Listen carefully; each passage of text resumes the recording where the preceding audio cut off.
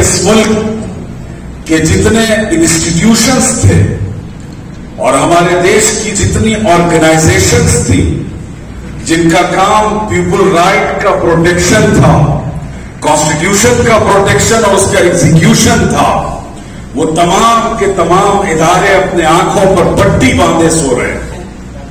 اور ایک ایسے وقت میں جب ہیومن رائٹس اور فنڈامنٹل رائٹس کا وائلیشن ہو رہا ہے اور اس ملک میں جو مائنورٹیز ہیں، جو دلت سماج کے لوگ ہیں، شیڈول کاسٹ کے لوگ ہیں، ان کا پرسیکیوشن ہو رہا ہے، ان کے حقوق پر ڈاکہ ڈالا جا رہا ہے، ایک ایسے وقت میں اگر ماہرین قانون اور ماہرین شریعت ایک ساتھ بیٹھے ہیں تو میں اس کو فال نیک سمجھتا ہوں اور پورے آپٹیمزم کے ساتھ یہ امید رکھتا ہوں کہ انشاءاللہ ایک نئے مستقبل کا آغاز یہاں سے ہوگا.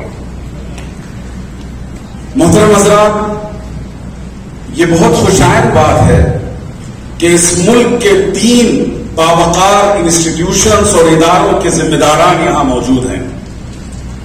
آل انڈیا مسلم پرسنل لا بورڈ جو ہمارے قانون شریعت کے تحفظ کے لیے اتھارٹی سمجھا جاتا ہے اور ہندوستان کے تمام تر مسلمانوں کا وہ یونائٹڈ پلیٹ فارم ہے، اور ہمارے بزرگوں نے اپنے خون جگر سے اس ادارے کو سینچا اور اس کو وہ طاقت پہنچائی کہ آج ایک طرف وہ تمام ہندوستان کے مسلمانوں کی نمائندگی کرتا ہے اور اس کے ساتھ ساتھ حکومت کی نگاہ میں بھی اس کو ایک اتھارٹی اور ویٹیج حاصل ہے. دوسری طرف آل انڈیا ملی کونسل جس نے 30 سال اپنی عمر کے مکمل کیے، اس ادارے نے مسلمانوں کو ہمیشہ حوصلہ دیا، طاقت بہت پہنچائی. وہ تمام تر کام جس سے مسلمانوں کی فلاح و بہبود وابستہ ہو، اس ملک کی تعمیر و ترقی وابستہ ہو، اس میں اس نے قائدانہ کردار ادا کیا، لیڈنگ رول پلے کیا. اور تیسرا ادارہ جو ماں ہے، مسلم ایڈوکیٹس آندھرا پردیش سے وابستہ، ان کا یہ ایک یونائٹڈ پلیٹ فارم ہے. میں سمجھتا ہوں کہ یہ ادارہ اس نے تمام تر ہندوستان کے مسلمانوں کے لیے ایک بینچ مارک طے کیا ہے اور یہ بتایا ہے کہ مسلم پروفیشنلز اور خاص طور پر لا اور جوڈیشری سے وابستہ افراد وہ صرف اپنے پروفیشن کا حق ادا نہیں کریں گے بلکہ اس کے ساتھ ساتھ کمیونٹی کی سروس کے لیے، کمیونٹی کو سرو کرنے کے لیے، ان کی پرابلمز کو سالو کرنے کے لیے وہ بہت ہمت اور حوصلے کے ساتھ اور اخلاق کے ساتھ یہاں موجود ہیں. اور اس طرح کے ادارے اگر آپس میں کوآپریٹ کرتے ہیں تو ڈیفینیٹلی اس کا امپیکٹ سماج پر، سوسائٹی پر، سماج کے جو پچھڑے طبقات ہیں، پرسیکیوٹڈ گروپس ہیں، ان سب پر پڑے گا. اور آپ کا یہ ادارہ پورے ملک کے لیے ایک ایگزامپل ہے، اسے فالو کیا جا رہا ہے اور فالو کیا جاتا رہے گا. آج ہم بہت سے اہم موضوعات آپ کے درمیان ڈسکس ہونے ہیں. میں چند نکات آپ کے سامنے رکھنا چاہتا ہوں. آپ سب لا آف لینڈ کے ایکسپرٹ ہیں، آپ نے پڑھا، پریکٹس کی اور آپ ایک ریفرنس کی حیثیت سے سماج میں ہیں. لیکن بحیثیت مسلمان، ایز اے بلیورز آف اسلام، یہ ہماری رسپانسبلٹی ہے کہ ہم شریعہ لا کی انڈرسٹینڈنگ پیدا کریں. ہم نے دیکھا بہت سے لائرس ہیں، اچھے لوگ ہیں، پڑھے لکھے ویل ایجوکیٹڈ لوگ ہیں، لیکن قانون شریعت کے بارے میں، شریعہ لا کے بارے میں، لا آف لارڈ کے بارے میں ان کی معلومات بہت ہلکی ہیں. صرف میں آج قانون شریعت کی جو امپورٹنس ہے and how sharia law is different from other conventional laws, اس حوالے سے 2-3 نکات آپ کے سامنے رکھنا چاہتا ہوں. سب سے پہلی چیز یہ بات یاد رکھی جائے، جو ڈفرنس ہے قانون شریعت میں اور لا آف لینڈ میں، وہ یہ ہے کہ شریعت کا قانون وہ انسانوں کا بنایا ہوا نہیں ہے بلکہ وہ خدا کا بنایا ہوا ہے. اس کے ریسورسز وحی اور ریگولیشن پر مبنی ہے. اللہ کے رسول صلی اللہ علیہ وسلم کے ذریعے سے وہ قانون انسانوں کو دیا گیا. تو وہ جو سرچشمہ ہے، وہ جو اس کا ریسورس ہے، وہ انوسنٹ ہے، معصوم ہے، اس میں کوئی کمی اور کجی اور کوئی غلطی نہیں ہو سکتی. یہ قانون شریعت کی سب سے بڑی اتھارٹی ہے. جس کریٹر نے یہ پورا یونیورس بنایا، ہمیں اور آپ کو پیدا کیا، اسی نے ہمارے لیے ایک لا بنایا، اسی نے ہمارے لیے ایک قانون بنایا، اور اس قانون کو قانون شریعت کہتے ہیں. تو اللہ اور اس دنیا کے خالق سے بہتر انسانوں کی ضرورت، human nature, human needs, human problems کے بارے میں کوئی واقف نہیں ہو سکتا.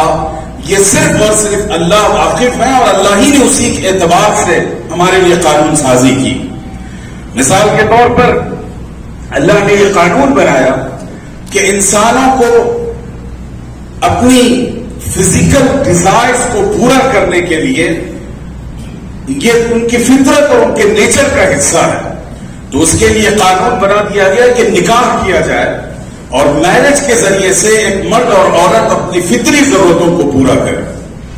لیکن آپ جانتے ہیں اس دنیا میں بہت سے ازم اور بہت سے فیتھ وہ ہیں جو سمجھتے ہیں کہ شادی کرنا، میرج کرنا، بال بچے کی پرورش کرنا، یہ انسان کی اسپرچولیٹی کے خلاف ہے. یہ بیریئرز کریٹ کرتے ہیں انسان کے اسپرچل گروتھ اور ڈیولپمنٹ میں. لیکن اللہ تعالیٰ ہیومن نیچر، ہیومن ڈیزائر سے سب سے زیادہ واقف تھے، اس لیے انہوں نے کہا کہ فن کے اے انسانوں نکاح کرو اور اپنی جائز جنسی خواہشات کو میرج کے ذریعے سے پورا کرو. اسی طریقے سے قانون شریعت کی ایک اہم خوبی یہ ہے کہ یہ بہت ہی کمپریہنسو لا ہے. آج دنیا میں آئے دن کنوینشنل لا کے درمیان نئے نئے لاز بنائے جاتے ہیں، نئے قوانین بنائے جاتے ہیں. جی ایس ٹی کا قانون آیا، اس کے حساب سے نئے قوانین بنائے گئے، نئے ٹیکسز انٹروڈیوس کیے جائیں گے، اس کے لیے نئے قوانین بنائے جائیں گے. لیکن اسلام وہ قانون ہے جو زندگی کے ہر گوشے، زندگی کے ہر کارنر کو کور کرتا ہے.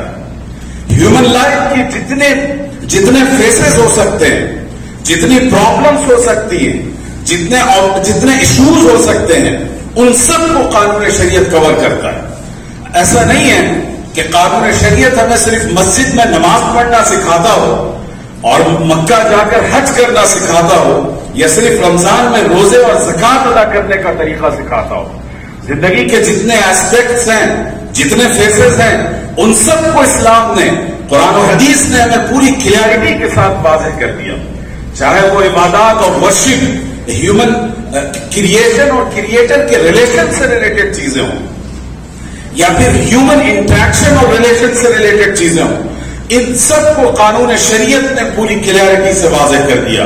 نکاح کے مسائل، طلاق کے مسائل، آپ کو یاد ہوگا کہ ہندوستان میں ایک بات کہی جاتی تھی، اور یہ سٹوری ہم نے پڑھی کہ کسی پرانی مووی میں ایک جگہ یہ کہا گیا تھا کہ ہمارا ہندو دھرم اور ہندو سنسکرتی اتنی اچھی ہے کہ ہمارے پاس طلاق کے لیے کوئی ورڈ اور کوئی شبد نہیں ہے.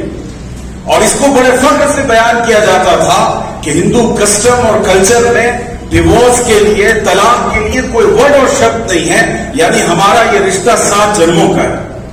لیکن آخر کیا نوبت پیش آئی کہ 1956 میں جا کر ہندو میرج لا بنایا گیا، اور اس میں اسلام کے قانون طلاق سے استفادہ کر کے اس کو اڈاپٹ کیا گیا.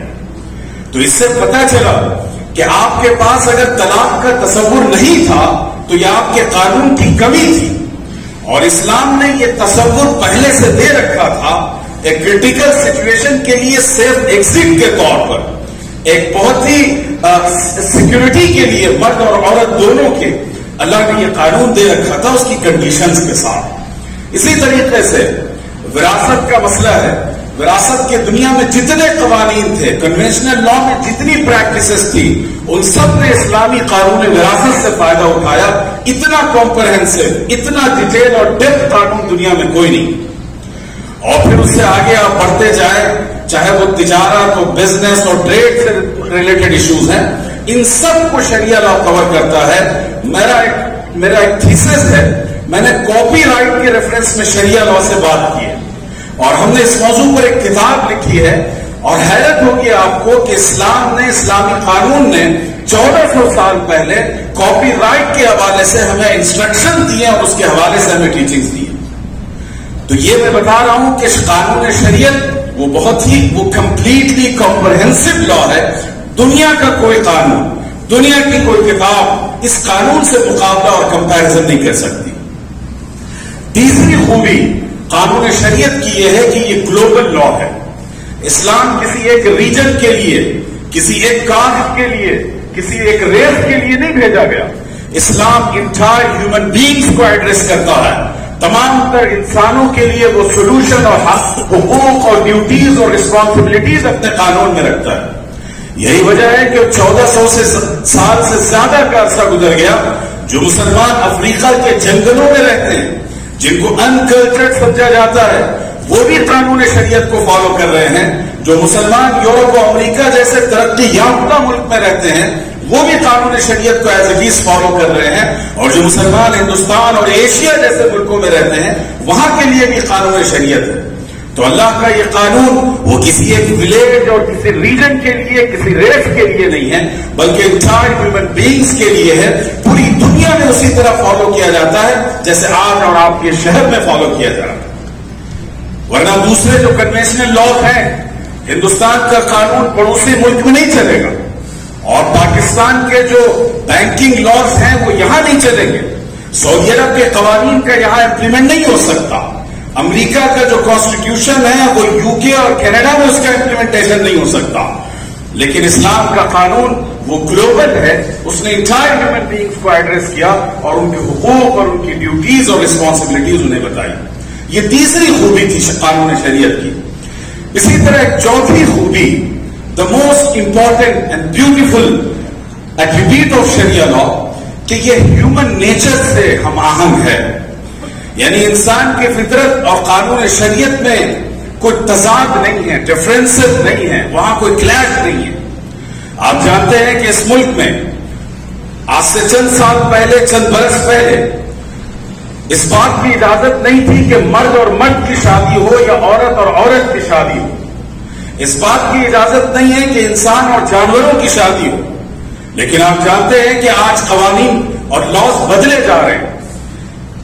قانون شریعت کی خوبی یہ ہے کہ اس نے پہلے دن human nature, human needs, human desires اور ریکوائرمنٹ ان سب کو سامنے رکھ کر اپنا قانون بنایا. یہی وجہ ہے کہ آج یورپ میں جب قانون فطرت سے بغاوت کی گئی اور وہاں میرج کا جو پرسنٹیج ہے اس کا اتنا اس میں کمی آئی کہ آج صورتحال یہ ہے کہ وہاں 50% سے لیس لوگ شادی کرتے ہیں، اور جو لوگ میرج کرتے ہیں ان میں 50% سے زیادہ لوگ ڈیورس دے کر رشتہ اپنا ختم کر دیتے ہیں. یہ جو ڈس بیلنس پوری ہیومن سوسائٹی میں پیدا ہوا. آپ جانتے ہیں کہ امریکہ اور یورپ میں 2/3 سے زیادہ بچے وہ ہیں جو اسکول کے فارم میں اپنے فادر کا نام لکھنے کے لیے ان کے پاس نام نہیں. وہاں اولڈ ایج ہوم اور اس طرح کے انسٹیٹیوشنز اتنے زیادہ پروموٹ ہوئے کہ یہ سمجھا جا سکا کہ اس کو ایک نیو نارمل بنا دیا گیا ہیومن سوسائٹی کے لیے کہ انسانوں کو، اپنے بڑوں کو، اپنے بزرگوں کو لے جا کر اولڈ ایج ہوم میں رکھ دیا جائے، بچے ان کی خدمت نہیں کریں گے. آج یورپ نے قانون بنا دیا کہ آپ اگر اپنی مرضی سے مرنا چاہتے ہیں تو آپ اپنا ایفیڈیوٹ داخل کریں اور اپنے آپ کو آپ قتل کر دیں. یہ تمام کے تمام قوانین وہ ہے جو انسانی فطرت اور انسانی احترام کے خلاف ہے. قانون شریعت نے جو قوانین بنائے ہیومن ڈگنیٹی سے متعلق، لائف کے پروٹیکشن سے متعلق، انڈیویجولز کے رائٹس اور رسپانسبلٹیز سے متعلق، یہ وہ قوانین ہیں جو انسانی فطرت سے ہم آہنگ ہیں اور انسانی نیچر سے سب سے زیادہ قریب تر ہے. اور اس کے بغیر دنیا کا کوئی قانون انسانوں کے ساتھ اس طرح میل کر میچ کرتے ہوئے کام نہیں کر سکتا. اور اس کے ساتھ ساتھ آج ہم پریمبل آف انڈین، تو میں نے یہ 4 بنیادی خوبیاں آپ کے سامنے رکھی قانون شریعت کی. پہلی خوبی تھی کہ اس کا ریسورس جو ہے وہ بہت ہولی ہے، اللہ اور اس کے رسول کا بنایا ہوا یہ قانون ہے، ہیومن میڈ یہ لا نہیں. اور دوسری بات ہم نے بتائی کہ یہ بہت ہی کمپریہنسو لا ہے، دنیا کا کوئی قانون اس کے برابری نہیں کر سکتا. اور تیسری خوبی ہم نے بتائی کہ یہ گلوبل لا ہے، یہ کسی ایک ریجن اور ریس کے لیے نہیں بنایا گیا، انٹائر ہیومن بینگ کے لیے بنایا گیا۔ اور چوتھی خوبی ہم نے بتائی کہ یہ ہیومن نیچر سے قریب تر قانون بلکہ اس کے موافق قانون ہے۔ یہ 4 بنیادی خوبیاں ہیں۔ 5ویں جو خوبی ہے وہ یہ ہے کہ اس میں انسان کی ڈگنیٹی کا سب سے جو ہیومن رائٹ میں نے بتایا کہ ہیومن نیچر سے سب سے زیادہ قریب ہے، اس کے ریفرنس میں 3 یا 4 پوائنٹ آپ کے سامنے رکھنا چاہتا ہوں۔ آپ نے پریمبل آف انڈین کانسٹیٹیوشن پڑھا، وی دا پیپل آف انڈیا، اور اس میں جس طریقے سے جسٹس کی، ایکوالٹی کی اور یونیورسل بردرہڈ کی بات کی گئی ہے، آخر یہ چیزیں کہاں سے آئیں؟ انسانی تاریخ کا جو لائرز ہیں، جوڈیشری سے وابستہ لوگ ہیں، ان کو میں یہ جملہ دے رہا ہوں، آپ اسے نوٹ کر لیجئے اور اپنی آفیسز میں لگائیے کہ پوری ہیومن ہسٹری میں سب سے پہلا ریٹن کانسٹیٹیوشن جو تھا وہ پروفٹ محمد صلی اللہ علیہ وسلم کے ذریعے سے آیا، اور اس کا نام تھا treaty of Medina. Treaty of Medina میں انسانوں کے، سویلینز کے، گورنمنٹ کے، اتھارٹیز کے کیا رائٹس اور کیا رسپانسبلٹیز ہیں، فریڈم کے حوالے سے کیا کیا چیزوں کا پروٹیکشن کیا جائے گا، ان تمام چیزوں کو پورا ڈکٹیٹ کیا تھا رسول اللہ صلی اللہ علیہ وسلم نے۔ اور انسانی ہیومن ہسٹری کا سب سے پہلا ریٹن کانسٹیٹیوشن ہے۔ میں یہ نہیں کہتا کہ اس سے پہلے قانون نہیں تھے، رومن لا تھا، پارشین لا تھا، لیکن یہ ان کا ڈاکومنٹیشن نہیں کیا گیا تھا۔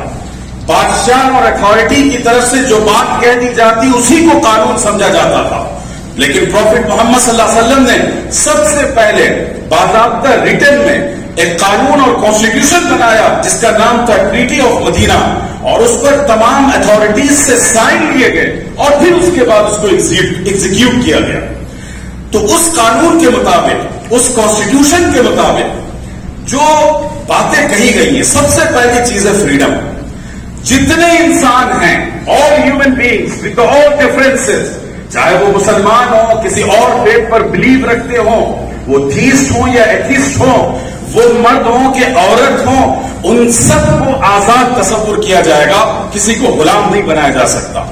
حضرت عمر ابن خطاب رضی اللہ عنہ جو شریعہ لا کو ایگزیکیوٹ کرنے میں پوری اسلامی تاریخ کے سب سے بڑے قائد تھے، انہوں نے کہا تھا کہ من متى استعبدتم الناس وقد ولدتهم امهاتهم احرارا، تم نے کب سے انسانوں کو غلام بنانا شروع کر دیا جبکہ ان کی ماں نے انہیں آزاد جنم دیا تھا۔ تو اسلام نے یہ جو فریڈم اور آزادی ہے تمام تر انسانوں کے لیے، اس کو سب سے پہلے پوری دنیا میں اس کا کانسیپٹ دیا، اور اس کو صرف یہ آئیڈیالوجی کی بات نہیں کی گئی بلکہ اس کو پریکٹس کر کے، اس کو ایگزیکیوٹ کر کے دکھایا گیا۔ اسی طریقے سے آزادی کا یہ لفظ بہت اہم ہے۔ آج بھی اس ملک میں ہزاروں سال سے جو ہمارے شیڈول کاسٹ کے لوگ ہیں، جن کو جھوٹ بول کر دلت بنا دیا گیا اور شودر بنا دیا گیا، اسلام اس پر بلیو نہیں رکھتا۔ اسلام اس بات پر یقین رکھتا ہے کہ ان میں کوئی سلیب نہیں ہے، یہ سب کے سب آزاد انسان ہیں۔ اور دوسری بات وہ ہے اسلام کا ایکویلٹی کا تصور، دا کانسیپٹ آف ایکویلٹی، کہ تمام انسان چاہے وہ گورے ہوں، کالے ہوں، کسی ریجن میں رہنے والے ہوں، دنیا کے کسی خطے سے ان کا تعلق ہو، کسی ریس سے وہ آ رہے ہوں، ان میں آپس میں ڈفرینشیٹ نہیں کیا جا سکتا، کسی کو سپیریئر نہیں کہا جا سکتا، بلکہ تمام کے تمام انسان وہ ایکول ہے، برابر ہے۔ یہ آواز اسلام نے سب سے پہلے پوری دنیا کو دی، اور صرف آواز نہیں دی، عمل کر کے دکھایا۔ رسول اللہ صلی اللہ علیہ وسلم کے پاس حبشہ کے بلال بھی تھے، اور رسول اللہ صلی اللہ علیہ وسلم کے پاس مکہ کے بڑے بڑے قائد بھی تھے، لیکن ان کے درمیان رنگ کلر کی بنیاد پر، ریس کی بنیاد پر، ریجن کی بنیاد پر کوئی ڈفرینشیٹ نہیں کیا جاتا تھا۔ اور میں اس سے آگے بڑھ کے کہوں، اسلام نے دھرم کو بھی مساوات کے معاملے میں بیچ میں کوئی انٹرفیئرنس کا موقع نہیں دیا۔ اسلام کہتا ہے کہ all human beings are equal with all differences and belongingness, تمام تر فرق کے ساتھ اسلام ان سب کو ایکولی ٹریٹ کرتا ہے۔ ٹریٹی آف مدینہ میں جو بات سائن کی، جس ایگریمنٹ پر اور ٹریٹی پر سائن کیا گیا تھا، اس میں یہ بات کہی گئی تھی کہ اس اسٹیٹ کے رہنے والے جتنے لوگ ہیں، چاہے وہ مسلم ہو، جیوش ہو، مشرک ہو، ان سب کو ایکول رائٹس حاصل ہوں گے اس اسٹیٹ میں، اپنے مذہب پر پریکٹس کرنے کی آزادی کا ان کو حاصل ہوگا، اور اپنے قانون کے مطابق وہ اپنے مذہب پر عمل کر سکتے ہیں۔ آج اس ملک میں صورتحال یہ ہے، اسی ہفتے کا انسیڈنٹ ہے، راجستھان میں ایک کمسن چھوٹے سے بچے کو اس لیے پیٹ کر مار دیا گیا کہ وہ دلت تھا اور اس نے پانی پی لیا۔ یہ غیر انسانی سلوک 21ویں صدی میں، 21 سینچری میں انسانوں کے ساتھ کیا جائے گا، اس ملک میں جو دنیا کی سب سے بڑی ڈیموکریسی سمجھی جاتی ہے۔ یاد رکھیے کہ ان لوگوں نے صرف قانون بنایا، لیکن قانون کو ایگزیکیوٹ نہیں کر سکے۔ لیکن اسلام نے جو قانون اور جو کانسیپٹ اور لا دیا، اس کو ایگزیکیوٹ کر کے دکھایا۔ پوری دنیا میں کوئی مسلمان کسی غیر مسلم کے ساتھ یا کسی مسلم کے ساتھ اچھوت کا برتاؤ نہیں کرتا۔ اسلام میں کہیں بھی انٹچبلٹی کا کوئی تصور نہیں ہے سرے سے۔ ہم پوری دنیا کو یہ میسج دینا چاہتے ہیں، اور ہندوستان کے جو دلت سماج کے ہمارے بھائی ہیں، میں ان کو پورے کانشیسنس کے ساتھ، کانفیڈنس کے ساتھ یہ کہہ رہا ہوں کہ وہ میرے اپنے بھائی ہیں۔ ہم ان کے ساتھ ایک پلیٹ میں کھانے کو تیار ہیں، ہم ان کے ساتھ معاملات کرنے کو تیار ہیں، ہم ان کو اپنے گلے لگانے کو تیار ہیں، اس لیے کہ اسلام نے ہمیں یہ حکم دیا کہ انسانوں کے درمیان ڈفرینشیٹ نہیں کیا جا سکتا۔ انٹچبلٹی کا کوئی تصور اسلام ایکسپٹ کرنے کو تیار نہیں۔ اسی طریقے سے اسلام کے قوانین کی ایک بہت بنیادی خوبی ہے، وہ جسٹس، عدل اور انصاف۔ سوشل جسٹس کا تصور اور اس کا پورا قانون اسلام نے دنیا کو دیا، اور پوری دنیا احسان مند ہو اسلام کی۔ اللہ کے رسول صلی اللہ علیہ وسلم کے دربار میں مسلمان اور غیر مسلم کی بنیاد پر جسٹس کے پیمانوں کو برتا نہیں جاتا تھا، بلکہ عدل کے پیمانوں کو دیکھا جاتا تھا، اور اس کے سامنے چاہے مسلمان ہو کہ نان مسلم ہو، ان سب کے ساتھ جسٹس کو فراہم کیا جاتا تھا۔ ایسے ایک نہیں ہزار واقعات اسلامی تاریخ میں موجود ہیں۔ اللہ کے رسول صلی اللہ علیہ وسلم کی زندگی میں، حضرت ابوبکر کی زندگی میں، حضرت عمر اور عثمان اور علی رضی اللہ عنہ کی زندگیوں میں، تو یہ اسلامی قانون کی وہ خوبصورتی اور بیوٹی ہے جس کے سامنے میں بغیر کسی ایکسپشن کے کہنا چاہتا ہوں کہ دنیا کا کوئی قانون اس کا مقابلہ نہیں کر سکتا۔ لیکن بات یہ ہے کہ نہ ہم قانون شریعت سے واقف ہیں، ہم مسلم لائرز اور ایڈوکیٹس ہیں، جوڈیشری اور لا سے ہمارا رشتہ ہے، لیکن کتنے لوگ ہیں جو قانون شریعت کی ان خوبیوں سے واقف ہوں، قانون شریعت کی دفعات سے واقف ہوں۔ آل انڈیا مسلم پرسنل لا بورڈ اور اس کے ذمہ داران کو اللہ جزائے خیر دے، انہوں نے قانون شریعت کی کوڈنگ کر کے رکھ دی، پورا کا پورا قانون آپ کے سامنے رکھ دیا۔ اگر اب بھی ہم شریعت کے ان قوانین کو نہ پڑھیں، اور وہ لوگ جو صبح شام اسلاموفوبیا کے نام پر قانون شریعت کا مذاق اڑاتے ہیں، ان کا جواب نہ دیں، ان کو آئینہ نہ دکھائیں، تو میں سمجھتا ہوں کہ ہمارا اور آپ کا وجود بے معنی ہے اور لعنت ہے ہماری ایسی زندگی پر۔ اس لیے تمام تر ایڈوکیٹ سے، جوڈیشری سے وابستہ لوگوں سے، لائر سے، چاہے مرد ہوں کہ خواتین، میں یہ منت کرتا ہوں، میں ان سے ریکویسٹ کرتا ہوں کہ آئیے قانون شریعت کو پڑھیے۔ اور حضرت مولانا خالد سیف اللہ رحمانی شریعہ لا کی اتھارٹی سمجھی جاتی ہیں انٹرنیشنل لیول پر، ان کی موجودگی میں یہ آفر دینے کی کوشش کروں گا کہ ہم آپ کے لیے انڈرسٹینڈنگ آف شریعہ لا کا ایک بہترین کورس ڈیزائن کر کے پیش کریں گے، اور سرٹیفکیشن کورس ہوگا۔ آپ آگے بڑھیے، ہم تیار ہیں، اور آپ کے پاس جو لا آف لینڈ ہے وہ علماء کو سکھائیے، ائمہ کو سکھائیے، تاکہ وہ ممبر و محراب کے ذریعے سے سماج میں اویئرنیس پیدا کر سکیں۔ تو آل انڈیا مسلم پرسنل لا بورڈ، آل انڈیا ملی کونسل اور ماں کا یہ اشتراک میں سمجھتا ہوں کہ بہت خوش آئند ہے، اور بہت امیدیں لے کر ہم آپ کے پاس آئے ہیں۔ اللہ کرے ہمارا یہاں بیٹھنا اور یہ ملاقات کسی اچھے رزلٹ اور آؤٹ کم تک ہمیں پہنچائے۔ ایسا نہ ہو کہ بیٹھے اور ایک دوسرے کو سنا، آہ اور واہ میں اپنا سفر طے کیا، اور اس کے بعد ہم رخصت ہو لیے، کوئی ہمارا رزلٹ نہ ہو۔ ہذا صلی اللہ علیہ سیدنا محمد وبارک وسلم۔